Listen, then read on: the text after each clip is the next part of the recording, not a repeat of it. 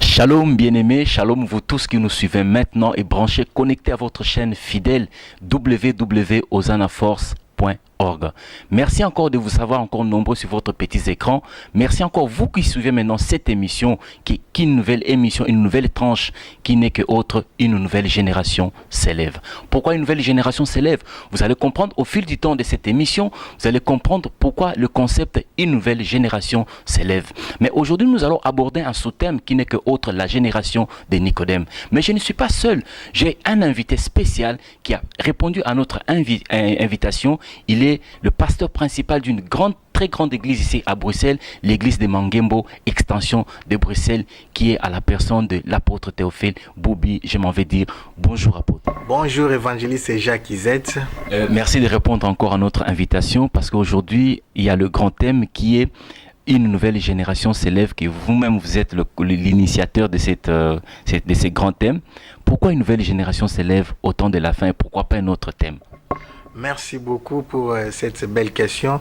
J'aimerais d'abord dire merci à notre Seigneur Jésus-Christ, les souverains sacrificateurs selon l'ordre de Melchisédek. Nous rendons aussi grâce à toute personne qui est en train de nous soutenir spirituellement, qui nous soutiennent aussi matériellement et surtout les groupes Louange Hosanna Force, qui est dirigé par l'évangéliste Claude Boubi.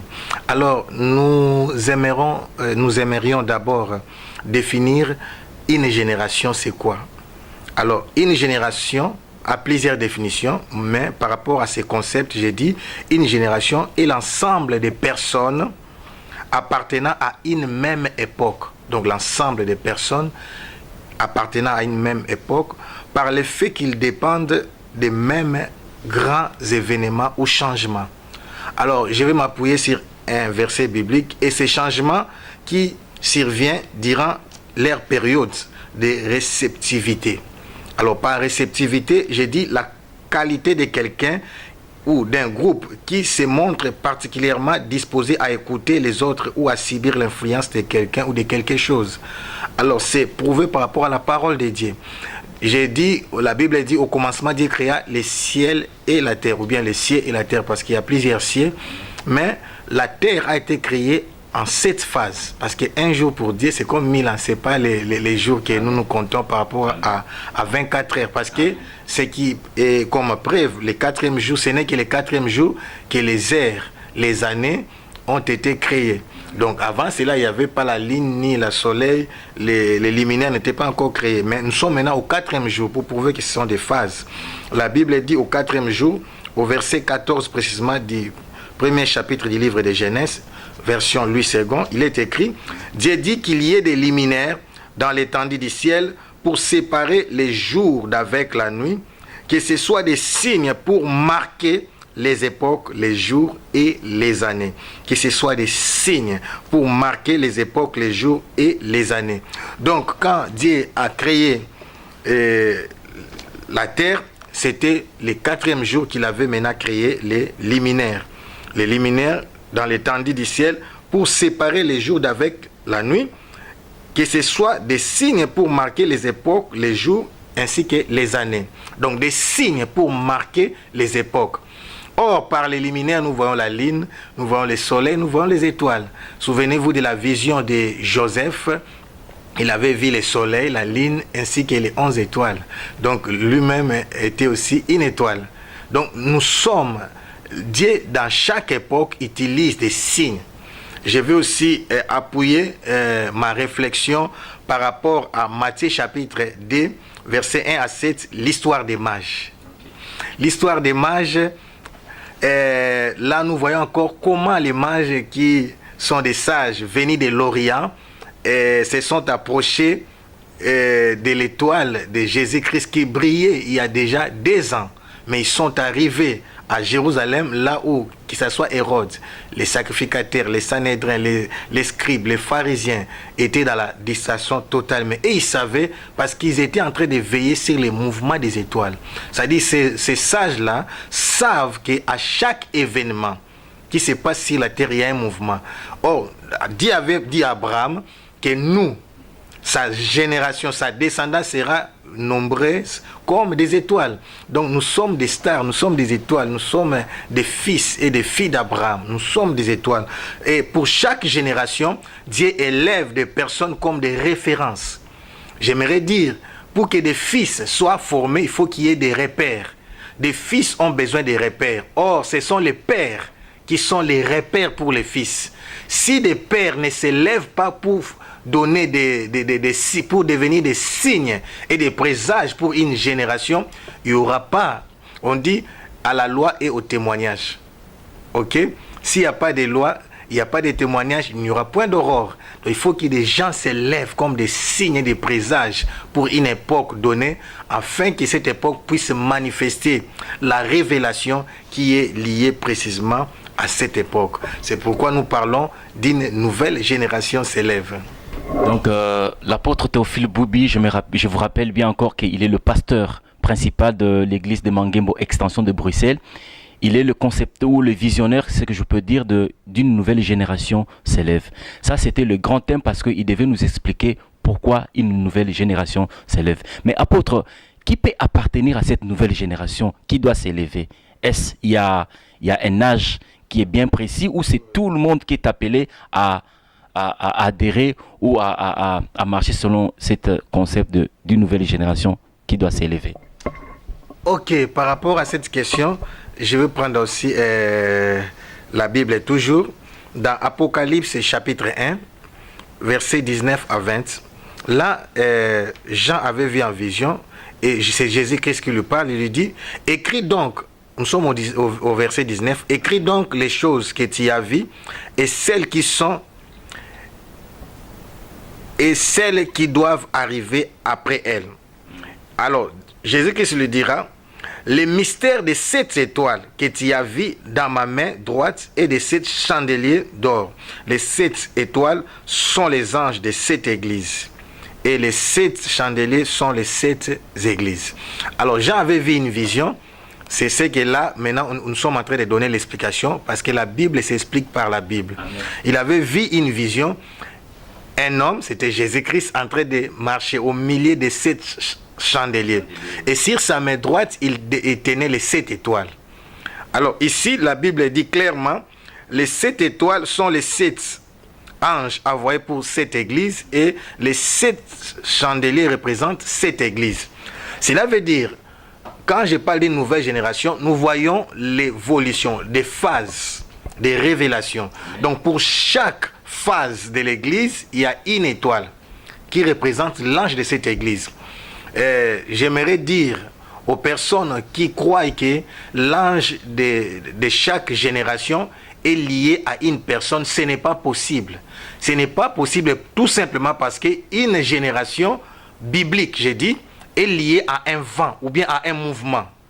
Et ce vent ne dépend pas d'une personne, mais dépend du courant ou bien de la pensée, du courant philosophique qui est prêché. Vous verrez ces messages du temps de la fin, ces messages, on va en parler quand on va parler de la génération de Nicodème, n'est pas seulement prêché par les révérends apôtres Théophile Boubi. Il y a plusieurs personnes aussi qui en parlent, parce que c'est un vent. Il n'y a pas une personne dans un coin du monde qui est détenteur de ces mouvements-là, non. C'est un vent du temps. C'est ça qu'on appelle la nourriture du temps convenable. Errer les serviteurs qui donnent aux enfants la nourriture du temps convenable. Donc, Jésus-Christ s'est trouvé au milieu de 7 chandeliers et tenait sur sa main 7 étoiles. Qui peut appartenir à cette génération? C'est toute personne qui est vivante durant les courants ou bien de l'influence de ces mouvements, ou bien de ces vents, de ces messages, de ces révélations de cette époque. C'est pourquoi je reviens encore, j'ai dit, le fait qu'ils dépendent et des mêmes grands événements et des changements survenus durant leur période de réceptivité. Alors, qui peut appartenir? Pour maintenant appartenir à cette génération-là, tu dois avoir... Qui doit s'élever, bien sûr. Qui doit s'élever. Tu dois avoir la capacité. Moi, j'appelle ça l'entendement spirituel. C'est pourquoi la Bible dit dans Apocalypse, pour chaque église, dans chapitre 2 et chapitre 3, que celui qui a des oreilles entende ce que l'Esprit dit aux églises. Donc, les prédicateurs de chaque génération ne doivent pas seulement prêcher parce qu'ils ouvrent la Bible, mais ils doivent d'abord, avant d'ouvrir la Bible, d'attendre ce que l'Esprit dit à l'église pour cette génération. Parce que c'est l'Esprit qui enseigne le peuple. C'est l'Esprit qui connaît les courants de cette génération. Donc il y a 7 phases pour l'église. 7 chandeliers, mais il y a aussi 7 anges. L'ange, c'est pour la génération en question. Et l'ange, ça veut dire les messagers. Ange, ça veut dire en grec messager. Alors l'ange, comme l'ange est le messager, c'est-à-dire chaque étoile représente les messages pour la phase de l'église pour cette génération. Maintenant, pour appartenir à cette génération, ça ne dépend pas de l'âge, si tu comprends et tu as l'entendement spirituel que pour cette génération, il faut tel message. Il faut maintenant adhérer au message. Il faut accepter la révélation. Bien-aimé, ça c'était l'introduction parce que l'apôtre Théophile Boubi devait nous expliquer pourquoi une nouvelle génération qui doit s'élever et surtout en ces temps derniers, les temps de la fin. Vous allez comprendre que la Bible dit même la nature ne vous enseigne-t-elle pas. Vous allez comprendre même tout autour de nous.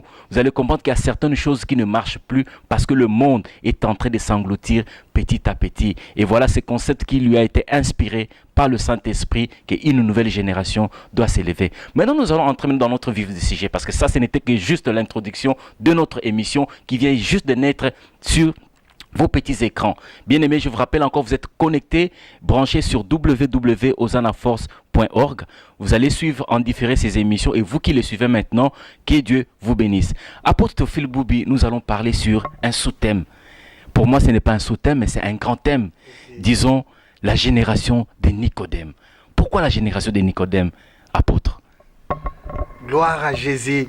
Alors, c'est avec un cœur rempli d'amour et du fardeau, parce que j'ai un grand fardeau pour les serviteurs en ces temps de la fin. Ma mission, c'est premièrement s'adresser aux serviteurs. Pourquoi? J'ai reçu le mandat de prêcher l'église, mais premièrement les serviteurs. Dieu m'accorde aussi la grâce aussi de détecter ceux qui ont des ministères, ceux qui sont appelés. Alors, pourquoi la génération de Nicodème? Cet enseignement est profond et il est adressé premièrement à nos pères, la génération de Nicodème. Pourquoi la génération de Nicodème? J'ai tiré les textes de base dans Jean chapitre 3 verset 1 à 21. Nous allons parcourir les Écritures. Mais pourquoi d'abord la génération de Nicodème? Tout simplement, il y a une confusion qui règne parmi nos pères spirituels, nos aînés, par rapport à cette nouvelle génération. La confusion est que la plupart de nos pères n'ont pas compris qu'à chaque époque, il y a une nouvelle pensée, ou bien une nouvelle révélation, ou bien il y a un courant, ou bien un vent philosophique. Même les gens du monde le savent. Il faut, comment dirais-je, il faut aller à la direction du vent au lieu de lutter contre le vent. C'est ce que beaucoup de nos pères font. C'est pourquoi j'ai dit avec un cœur, nous ne sommes pas là pour des polémiques, avec un cœur rempli d'amour et du fardeau pour le corps du Christ. Nous préparons l'époque de l'émergence. Nous sommes au temps de l'émergence d'une église glorieuse. Alors c'est pourquoi les premiers, par rapport à l'honneur qui leur sont dits, nous nous adressons premièrement à nos pères qui sont des piliers, qui sont des fondateurs des églises, des grandes missions, qui sont vraiment des gens qui ont beaucoup contribué pour l'épanouissement de l'évangile et qui sont encore dans les ministères, leur parler de l'humilité de Nicodème. Donc nos papas doivent être humbles. Ils doivent comprendre qu'il y a déjà un vent nouveau qui est en train de souffler. Ils ne doivent pas combattre les jeunes qui sont en train de monter. Parce que c'est dans les plans de Dieu. Ils sont là plutôt pour soutenir les jeunes qui sont en train d'émerger. Moi, je l'ai dit, des évangélistes qui sont vraiment dans les faits qui sont des instruments que Dieu va utiliser surtout à ces temps de la fin pour la grande moisson. Et nous avons la charge et la responsabilité de les soutenir. Donc la génération Nicodème, c'est la génération de nos papas qui ont vécu dans la génération passée, mais qui se retrouvent maintenant dans la nouvelle génération et à qui nous allons enseigner la réceptivité de Nicodème. La réceptivité qui est la qualité de quelqu'un ou d'un groupe qui se montre particulièrement disposé à écouter les autres ou à subir l'influence de quelqu'un ou de quelque chose. Donc, eux aussi doivent être disposés et humbles comme Nicodème pour réaliser que, je vous rappelle, c'est pour tout simplement, c'est un rappel, je sais que vous avez la connaissance. Nicodème avait 50 ans quand il était en entretien avec Jésus-Christ, et Jésus-Christ n'avait que 32 ans, il n'avait que 2 ans de ministère. Amen. Et pour devenir docteur de la loi, on commençait déjà à être formé à l'âge de 14 ans. Donc je veux dire, Nicodème avait combien? 36 ans de ministère, mais il parlait avec un jeune homme qui n'avait que 2 ans d'influence. Apôtre, je ne vous coupe pas la parole, mais quand vous dites nos pères, c'est le père biologique ou nos pères qui nous a engendrés spirituellement? Parce qu'on doit bien éclaircir les téléspectateurs, et surtout quand vous parlez de Nicodème, bon, pour ceux-là peut-être qui maîtrisent la Bible, ils savent de quoi est-ce qu'on doit parler, parce que l'apôtre va nous expliquer qui est Nicodème et pourquoi cette génération de Nicodème. Et vous venez de soulever un point en disant que nos pères ou ceux-là qui nous ont engendrés spirituellement doivent comprendre qu'il y a une nouvelle génération qui s'élève maintenant, des nouveaux serviteurs de Dieu qui sont loin par l'Esprit, par le Saint-Esprit bien sûr. Mais je vous pose encore juste une petite question. Qui est Nicodème, pour mieux introduire ces sous-thèmes par rapport à ceux-là qui ne connaissent pas, qui ne maîtrisent pas bien la Bible? Qui est Nicodème? Ok, nous parlons du contexte historique par rapport au judaïsme. Nicodème, c'est l'un des, je l'appelle, il est pharisien, docteur de la loi. Docteur de la loi. Il est membre du Grand Conseil. Il était un Sanhédrin, les Sanhédrins qu'on appelait là, les Grands Conseils. Il était aussi un chercheur de Dieu. Donc, c'était un homme respectable. C'était un homme respectable à l'époque. Donc, il faisait partie du Grand Conseil. Donc les Sanhédrins qu'on appelait, il était aussi chercheur de Dieu, pharisien, docteur de la loi. Docteur de la loi. Voilà. Donc aujourd'hui on dit les docteurs de la Bible. De la Bible. Donc il connaissait la Bible, il connaissait toute la loi juif ou bien du judaïsme. Alors quand nous parlons des pères, je parle de nos papas que nous respectons, ceux qui nous ont engendrés spirituellement, bien sûr. Nous parlons de nos pères spirituels. Donc, c'est dès que nous voulons honorer et parler pour expliquer qu'il y a déjà un vent nouveau qui est en train de souffler. Sans conflit, bien sûr. Non, sans conflit. Amen. Alors, pour que ce vent nouveau puisse influencer les fils, Dieu élève toujours les pères. Il élève les pères. Les pères là maintenant doivent se démarquer des autres pères pour recevoir la nouvelle révélation. C'est pourquoi beaucoup de gens ont mal interprété je donnerai des songes ou bien des rêves aux vieillards, et vos fils et vos filles prophétiseront. Prophétiser, c'est dans le sens de déclarer, d'opérer, d'entrer dans les champs. Mais la vision, il donne au père. Il donne au père la vision, mais les pères maintenant qui est peut-être faible physiquement, mais il enseigne aux fils, et des fils sont comme ces flèches dans les champs de la grande moisson finale pour aller maintenant conquérir le monde. Mais il y a maintenant des pères, il y a des autres pères maintenant qui n'ont pas reçu cette nouvelle révélation que j'appelle des conservateurs, et maintenant combattent les pères qui ont reçu la révélation. Là, c'est pourquoi je parle la génération de Nicodème. Nicodème maintenant faisait partie des pères qui étaient éclairés ou illuminés, qui ont reçu, qui avaient la réceptivité, qui ont compris la nouvelle génération qui a commencé par Jean-Baptiste et qui a été concrétisée par Jésus-Christ. Mais apôtre, je voulais qu'on lise un peu un chapitre. Je sais que c'est un chapitre que tous connaissons sur l'épître de Jean, chapitre 3, au premier verset jusqu'au, je crois, au 10e verset. C'est un chapitre qui bouleverse vraiment l'entendement humain, dans le sens où c'est voir même l'introduction de ce qu'on appelle la nouvelle naissance.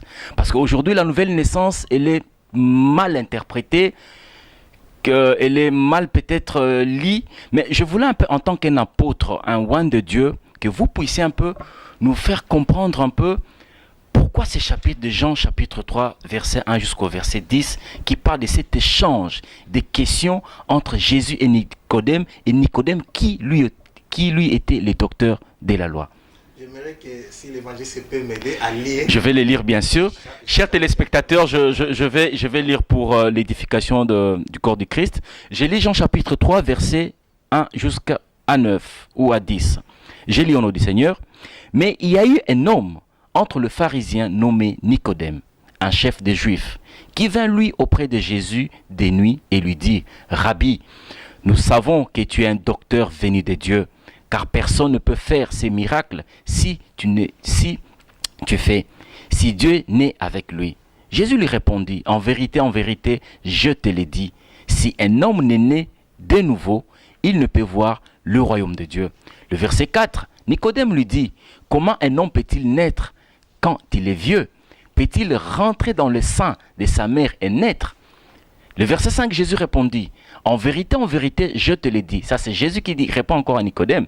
Si un homme n'est né d'eau et d'esprit, il ne peut entrer dans le royaume de Dieu.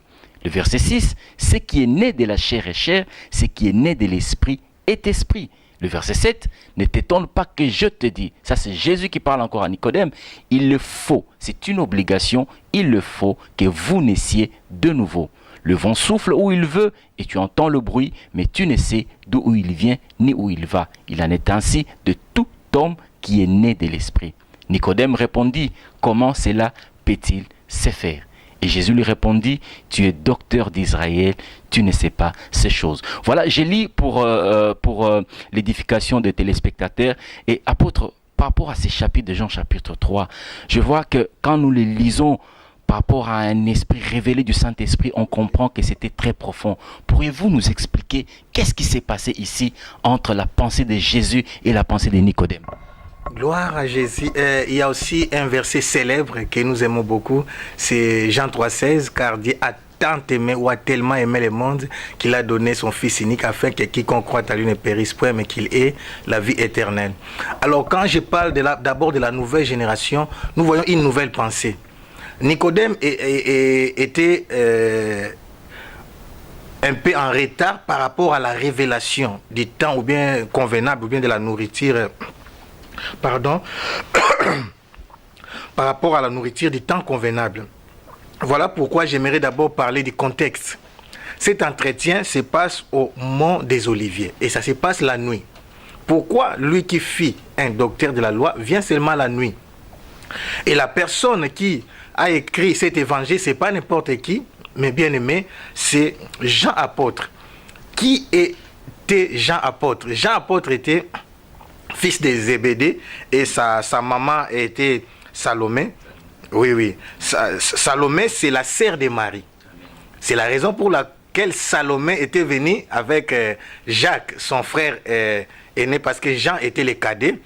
Par rapport aux recherches, Jean était le plus petit de tous les apôtres. C'était le plus jeune. Mais il était aussi le fils cadet. Donc, comme Salomé était la sœur de Marie, donc, je peux dire, Jean était cousin avec Jésus-Christ.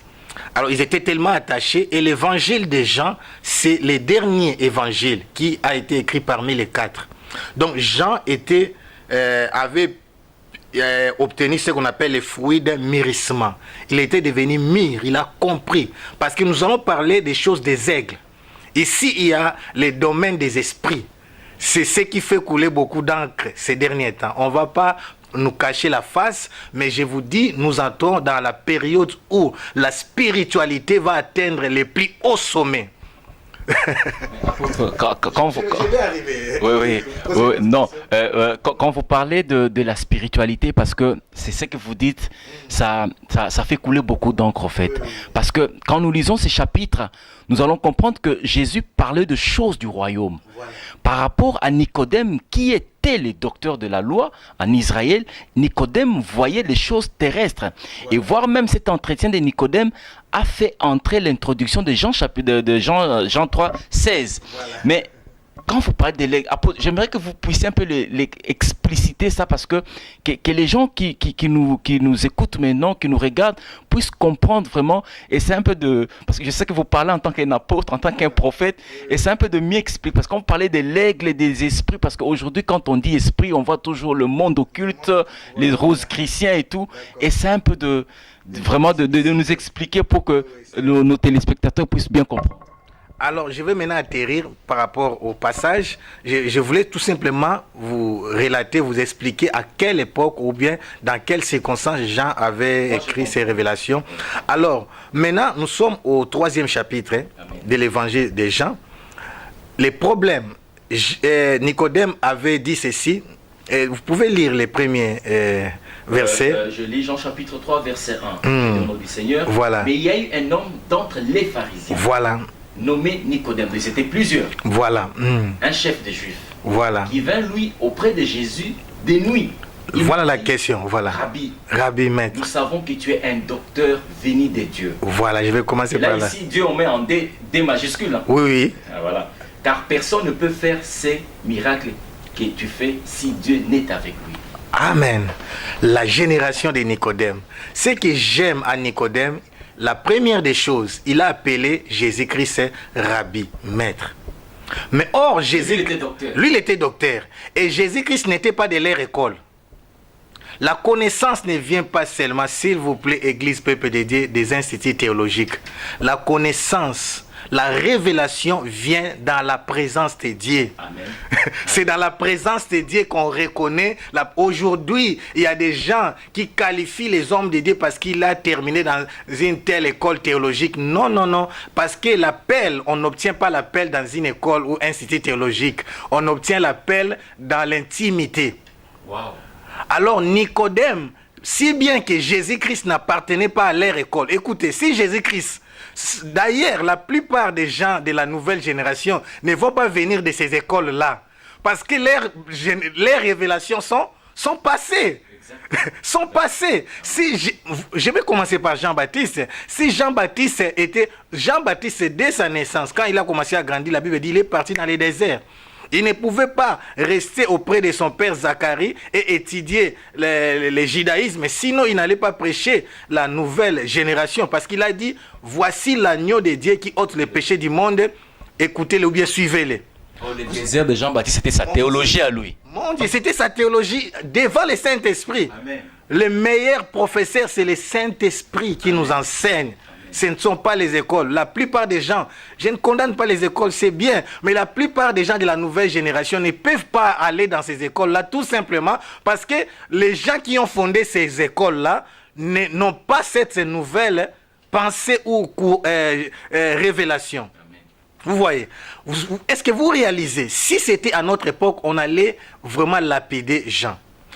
Et ils étaient habitués dans le judaïsme de faire, quand on parlait d'un agneau, on offrait chaque jour en Israël, dans les temples, un agneau le matin à 6h et l'autre le soir à 18h, chaque jour. Mais quand Jean dira, voici l'agneau, d'abord il a commencé par, comment dirais-je, sortir de la doctrine quand il est venu avec son baptême.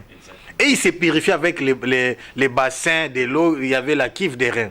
Mais maintenant, lui, il dit qu'il faut être baptisé par le baptême de la repentance. Donc ce message-là n'a jamais été prêché. Alors il vient, quand il voit Jésus, il dit, voici l'agneau de Dieu qui ôte les péchés du monde. Suivez-le, mais c'est grave. Donc vous présentez un être humain et vous dites aux gens, celui-là c'est un agneau. Donc au fait, Jean avait déjà prophétisé la mort de Jésus-Christ sur la croix. Ça c'est profond. C'est profond ces messages. Les messages déjà étaient profonds. Maintenant, mais mon problème, c'est d'abord Nicodème. Nous revenons sur Nicodème. La génération de Nicodème. Nicodème, bien que Jésus n'était pas de leur école, mais il est reconnu. On reconnaît l'arbre par ses fruits. Amen. Ce sont les œuvres. Donc je disais, Nicodème avait 50 ans, mais Jésus avait 32 ans. Donc, par rapport au commentateur biblique, Nicodème avait observé le ministère de Jean-Baptiste, il a observé le ministère de Jésus-Christ. À cause des résultats des fruits, il n'a pas dit que non, lui il a l'esprit de Bézéboul, comme des pasteurs aujourd'hui qui ont fait 30 ans dans le ministère. Je ne vous condamne pas, mais je vous en supplie, allez demander les secrets de ces jeunes, de ces serviteurs, de ces pères qui voient des résultats dans leur ministère. Au lieu de les qualifier directement comme des magiciens, allez demander quel est votre secret. Moi aussi j'ai la même Bible. Moi aussi j'ai pris comme vous. Mais comment par rapport aux résultats? Nicodème est resté humble. Il dit nous savons. Donc il n'était pas seul. Il était comme l'ambassadeur des autres pharisiens. Il dit personne ne peut faire ce que tu fais. Des miracles que j'ai vus pendant les 2 ans. Tout ce que tu fais, l'engouement, les gens qui te suivent, ces succès-là. Moi, je constate que tu viens de Dieu. Alors moi, je t'appelle Rabbi. Il l'appelle maître. Il l'appelle docteur. Quelle humilité. Donc, la première leçon, les papas doivent aussi reconnaître le ministère des fils. Si bien que le message des fils peut peut-être se démarquer. Mais souvent, Dieu élève d'abord les pères pour enseigner les fils, pour les lancer dans les champs de la moisson.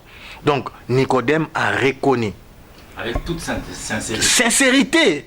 C'est pas question de jalousie. La sincérité, là, on la trouve aujourd'hui dans le corps du Christ, pour ne pas citer les hommes de Dieu. Dans le corps du Christ, est-ce qu'on trouve cette sincérité de voir que celui-ci, il a une grâce, je peux m'approcher. Ici, Nicodème était venu la nuit, mais la nuit peut être aujourd'hui comme le jour, venir. Voilà, dites-moi, apôtre, comment est-ce que vous avez fait? Comment est-ce que vous avez... Est-ce qu'on peut trouver cette sincérité-là aujourd'hui si ce n'est pas des discordes? Évangéliste EZ, c'est la raison même, le but de cette émission. Il n'y a pas de sincérité. On s'est détruit, on ne peut pas. Les lions ne se mangent pas. Vous comprenez? On est là pour élever l'autre. Et j'ai l'un de mes collaborateurs pasteurs qui a dit que Jean-Baptiste a même dit, moi je dois disparaître et Jésus-Christ doit croître. C'est-à-dire il a reconnu que son époque, son temps était fini. C'était maintenant le temps où Jésus-Christ devait émerger. Et normalement, comme fils ou fille d'alliance, les fils font toujours au-delà de ce que les pères avaient fait. Donc cela veut dire que les pères doivent par contre être fiers quand ils voient leur fils émerger. Mais ce n'est pas le cas aujourd'hui.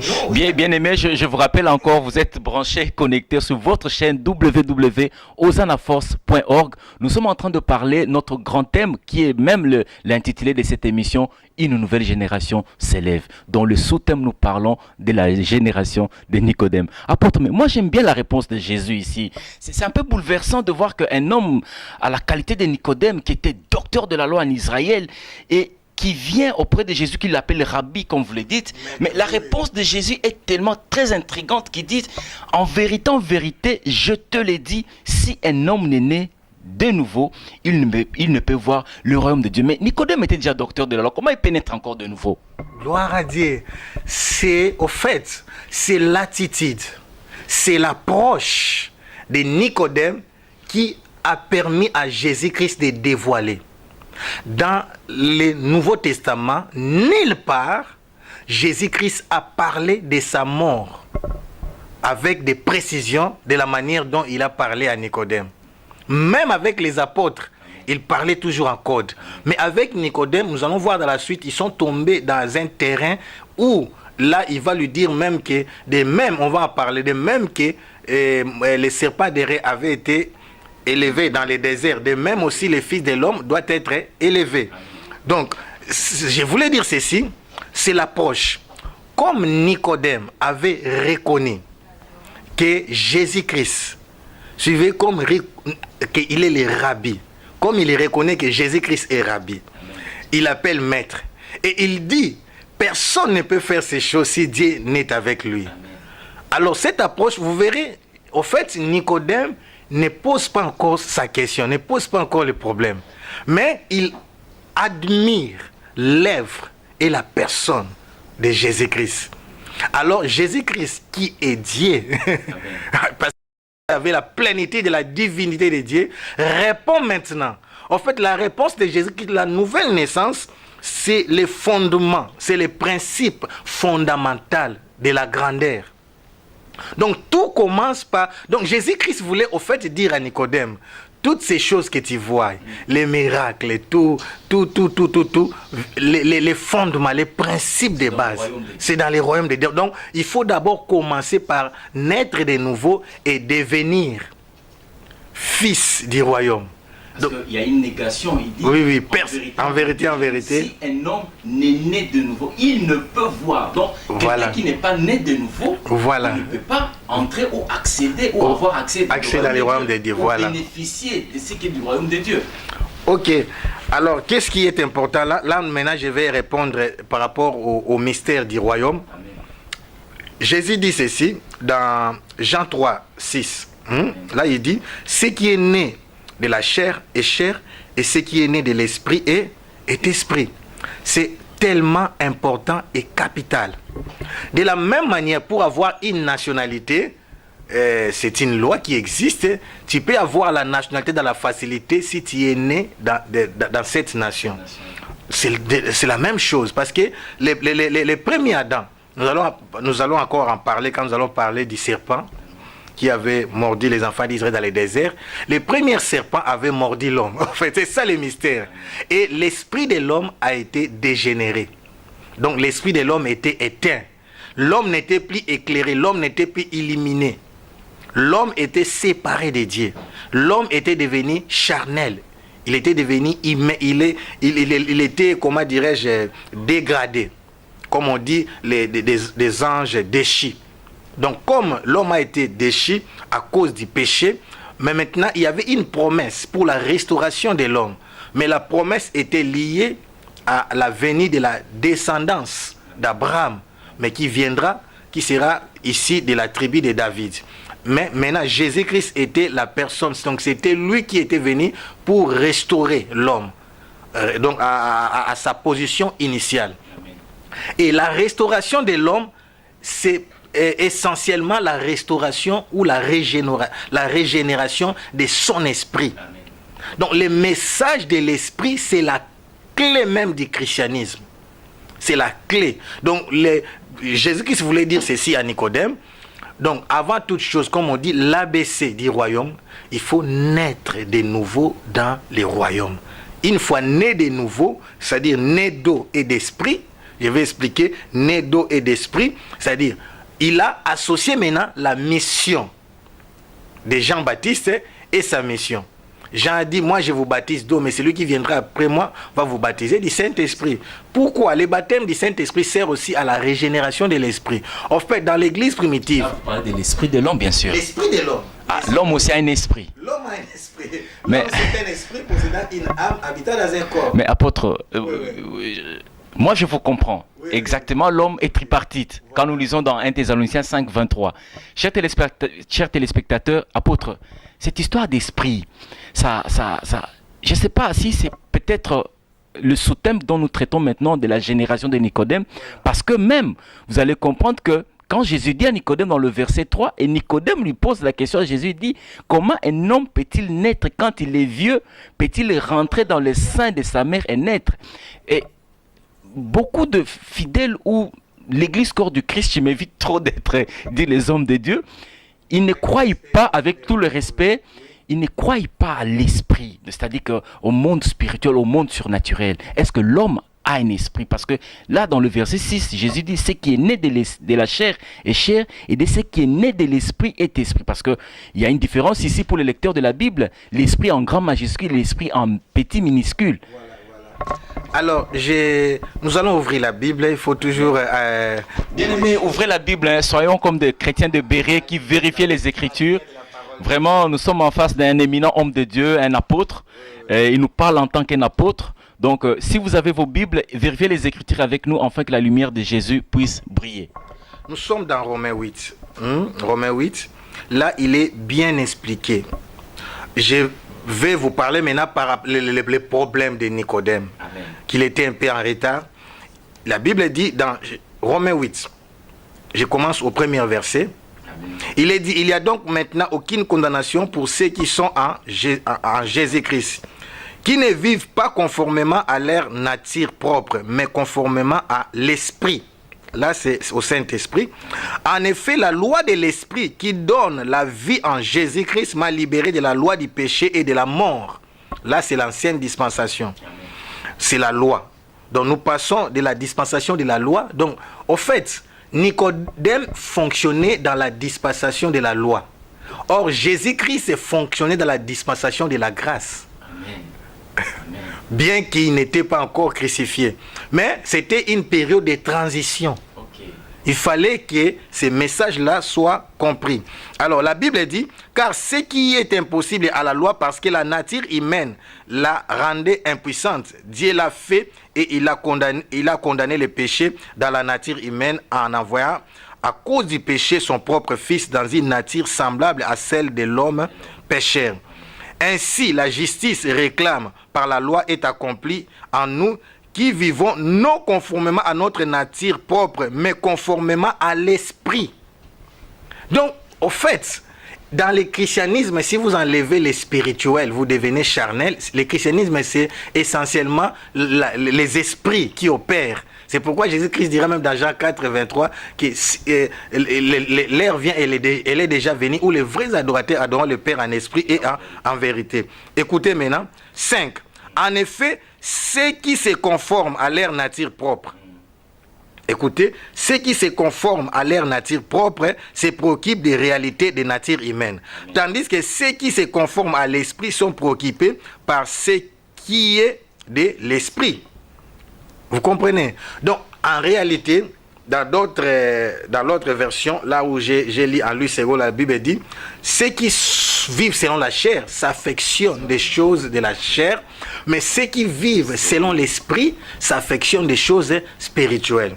Or, s'affectionner, c'est quoi? C'est s'intéresser vivement, s'attacher, c'est passionner, c'est avoir de l'affection ou du goût pour des choses spirituelles. Donc, en réalité, dans l'homme, c'est l'esprit, le souffle de Dieu Tout-Puissant.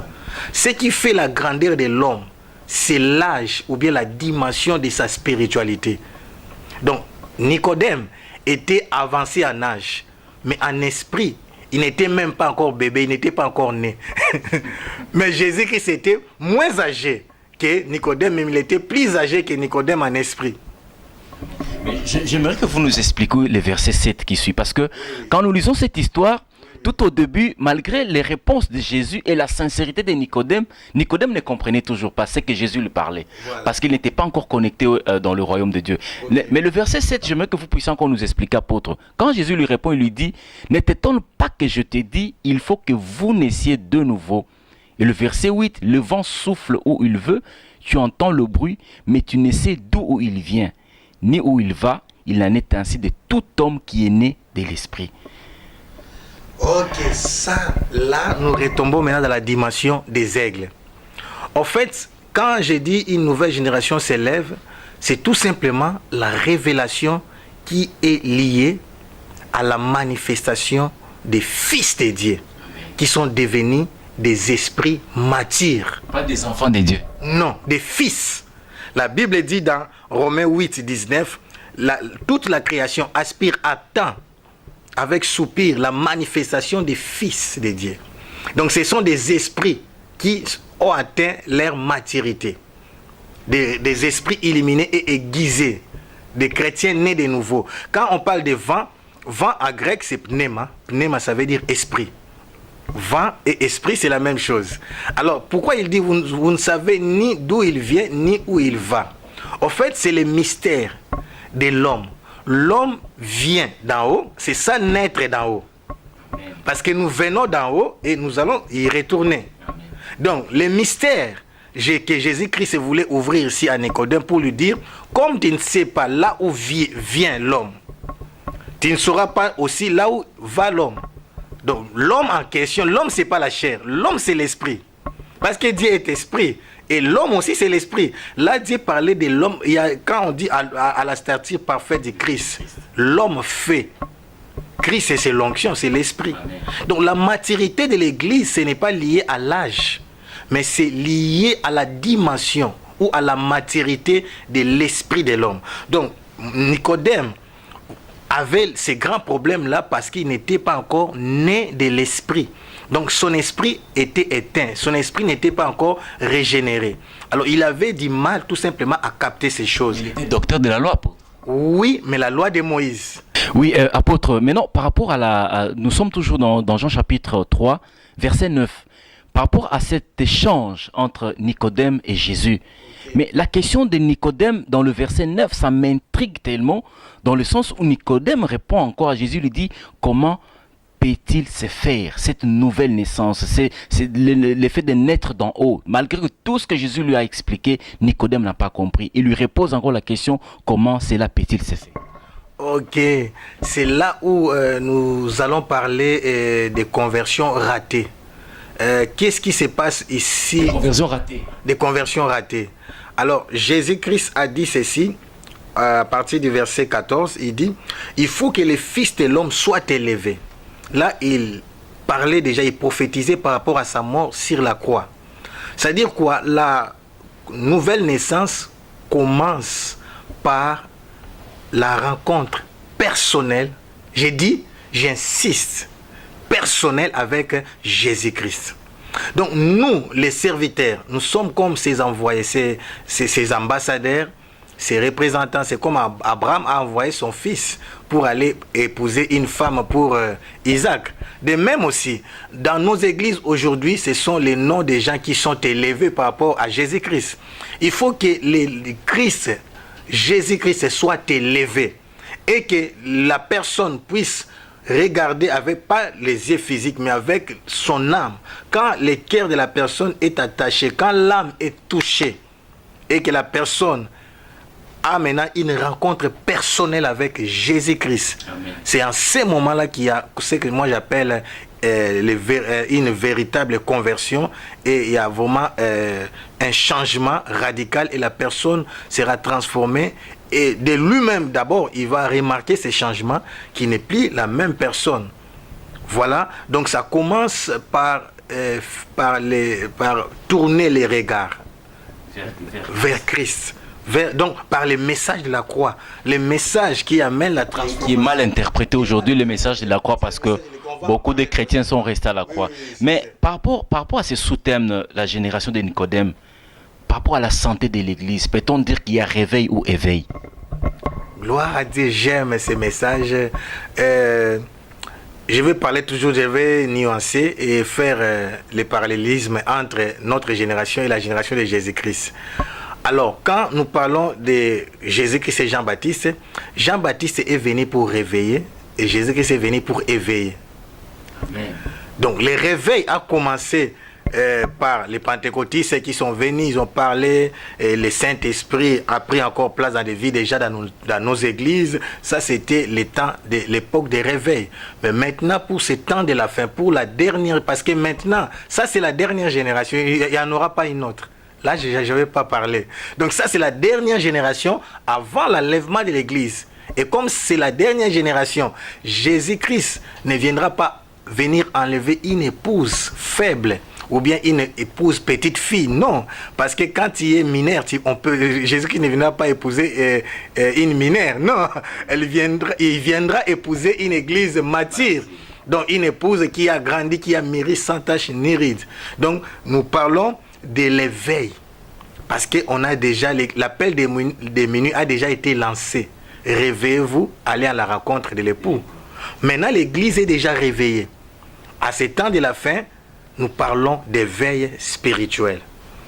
D'éveil spirituel. L'éveil, c'est sortir de son repos, c'est l'action de se manifester, c'est déclencher. J'ai dit sortir de son repos, action de se manifester, de déclencher. L'église est dans les repos. Pourquoi nous sommes au 7e âge de l'église? C'est l'église de Laodicée, qui est ni chaud ni froide. Ni chaude, pardon, ni froide. Donc, c'est par la distraction. Il dit, je suis riche, j'ai tout, je n'ai besoin de rien. Mais Dieu lui dit, par contre, je te dis que tu es pauvre. Et c'est par rapport à la spiritualité. Aujourd'hui, financièrement, l'église est riche. Mais spirituellement, l'église est pauvre. Bien-aimés, chers téléspectateurs, je vous rappelle encore, vous êtes branchés, connectés sur votre chaîne www.osanaforce.org. ce n'était que l'apôtre Théophile Boubi qui nous a expliqué sur ces grands thèmes qu'une nouvelle génération s'élève. J'espère que vous qui nous suivez maintenant, et vous qui êtes maintenant à la maison, et vous qui allez nous suivre, j'aimerais vous poser une question. Êtes-vous dans cette nouvelle génération qui s'élève? Parce que on doit aller dans toutes les nations faire les disciples de Christ. Chers serviteurs de Dieu, êtes-vous dans cette nouvelle génération qui s'élève? Êtes-vous dans la génération de Nicodème? On n'a pas tout lu parce que le temps c'est de l'argent. Nous sommes à la télévision. Nous allons continuer encore, nous allons encore inviter encore l'apôtre Théophile Boubi un autre jour pour continuer encore ces grands thèmes qui est la génération de Nicodème. Mais je m'en vais vous dire, chers chrétiens, la Bible dit dans Jean chapitre 1 verset 12 à 13 que à tous ceux qui l'ont reçu, et les a donné le pouvoir de devenir enfants de Dieu. Il est venu chez les siens, mais les siens ne l'ont pas reçu. Mais il a donné la grâce à tout le monde. Aviez-vous reçu ou cru en Jésus-Christ? C'est ça la question. Parce qu'aujourd'hui, beaucoup de chrétiens sont restés à la croix. Le salut, c'est un message très facile. Mais à cause de sa simplicité, le salut est devenu le message le plus difficile. Aujourd'hui, nous ne parlons pas de Jésus-Christ crucifié et ressuscité. Bien-aimés, merci encore. Si vous avez des questions, il y aura un numéro qui sera affiché juste sur votre banc de l'écran. Il y aura un email qui sera affiché. Posez-nous vos questions. Nous allons peut-être contacter l'apôtre Théophile Boubi après. Écrivez-nous, posez vos questions. Si vous avez des difficultés, si vous ne comprenez pas de ces grands thèmes qui est la génération de Nicodème, nous serons là, nous allons vous répondre. Mais je m'en vais vous dire aussi que l'apôtre Théophile Boubi n'est pas juste un prédicateur de la parole de Dieu, c'est un chantre de l'Éternel aussi. Il vient juste de faire sortir un DVD, un disque s'il vous plaît, qui s'intitule Kombo Nini Nabengayo. Apôtre, j'espère que vous pouvez vous adresser, vous parlez lingala aussi, apôtre. Alors, c'est un DVD, c'est un disque, c'est un CD, Kombo Nini Nabengayo. Si vous avez besoin, vous pouvez vous en procurer ici, juste à l'église Mangembo, extension de Bruxelles, port de Namur. L'adresse, s'il vous plaît. 23, Galerie d'Ixelles. Donc, c'est la Galerie d'Ixelles, 23, numéro 23. C'est à XL Matungé.